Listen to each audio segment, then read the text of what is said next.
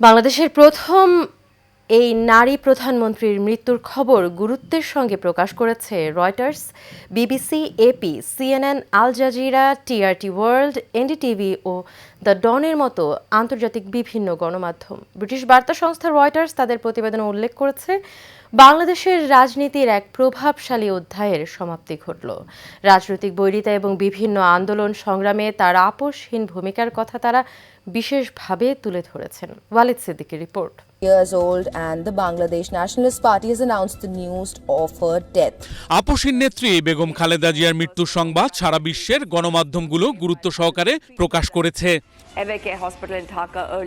বিবিসির এক প্রতিবেদনে বলা হয়েছে, বাংলাদেশের প্রথম নারী প্রধানমন্ত্রী ও বিএনপির চেয়ারপারসন খালেদা জিয়া আর নেই।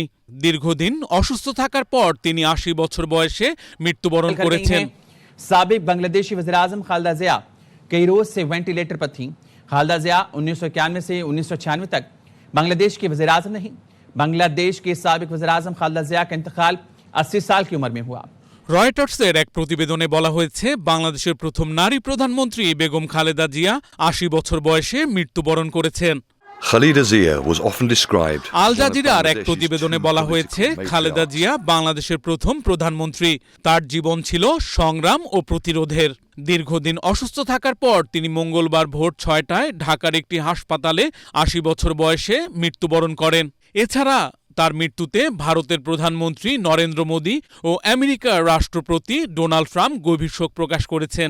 In April 2019, she was released from prison. মৃত্যুর খবর দেওয়ার পাশাপাশি বেগম খালেদা জিয়ার জীবনের নানান দিক নিয়ে বিশেষ প্রতিবেদনও প্রচার করছে আন্তর্জাতিক গণমাধ্যমগুলো। Walid Siddiqui, Asian television, Dhaka.